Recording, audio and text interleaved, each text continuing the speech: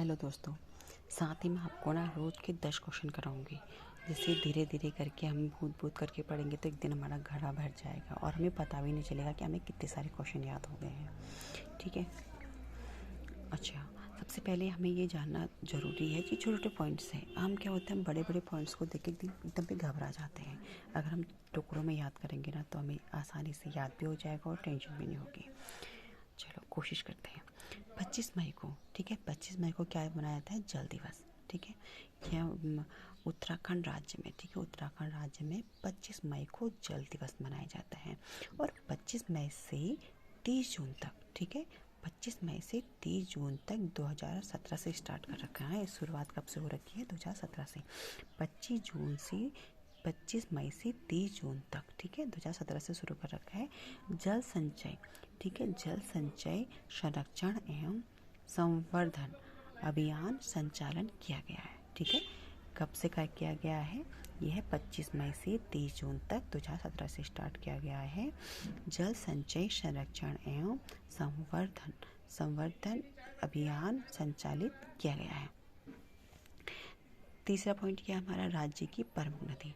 ठीक है, वैसे तो राज्य की बहुत सारी है पर 11 मतलब राज्य की प्रमुख नदियाँ जो कि प्रमुख नदियों की श्रेणी में आती हैं, ये 11 नदियाँ। ठीक है, जैसे भागीरथी गंगा, ठीक है, भागीरथी गंगा, अलकनंदा, काली, यमुना, टोस, भिलंगना। भागीरथी गंगा, अलकनंदा, अगर आप स्पीड में एक बार 2-3 बार पढ़ोगे तो अपने आप याद हो जाएगा।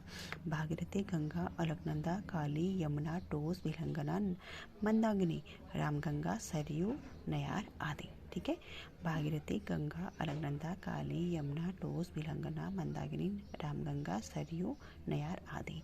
इन जो ये 11 नदियाँ ना, इनको ना ये राज्य के प्रमुख नदियों की श्रेणी में रखा गया है। ठीक है, राज्य की सर्वाधिक लंबी नदी, ठीक है, राज्य की जो 4 नदियाँ हैं इनको सबसे ज़्यादा लंबी नदी की श्रेणी में रखा गया है। कौन कौन सी? काली, जिसकी लंबाई कितनी है? काली नदी जिसकी लंबाई कितनी है? 252।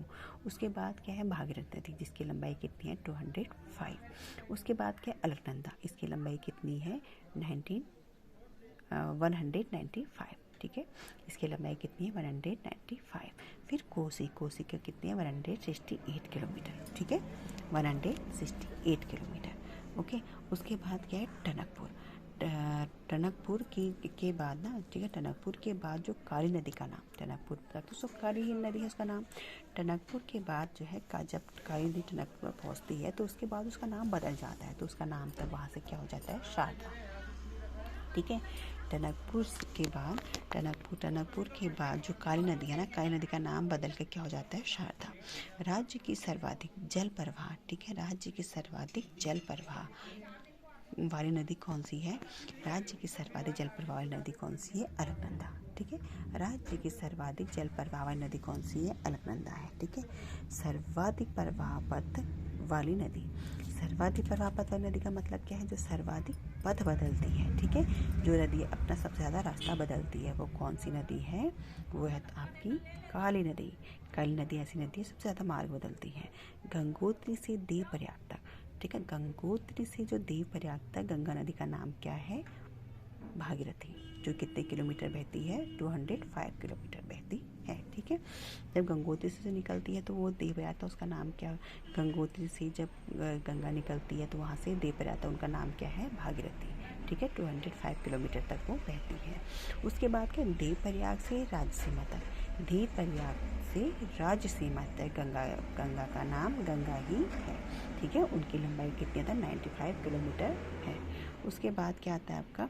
गंगा नदी को राष्ट्र नदी, ठीक है, गंगा नदी को राष्ट्र नदी घोषित किया गया क्या? 4 नवंबर 2002 को। मैक्सिमम टाइम पूछा गया है इस क्वेश्चन को कि गंगा नदी को राष्ट्र नदी कब घोषित किया गया है? तो गंगा नदी को राष्ट्र नदी घोषित 4 नवंबर 2002 में घोषित किया गया था।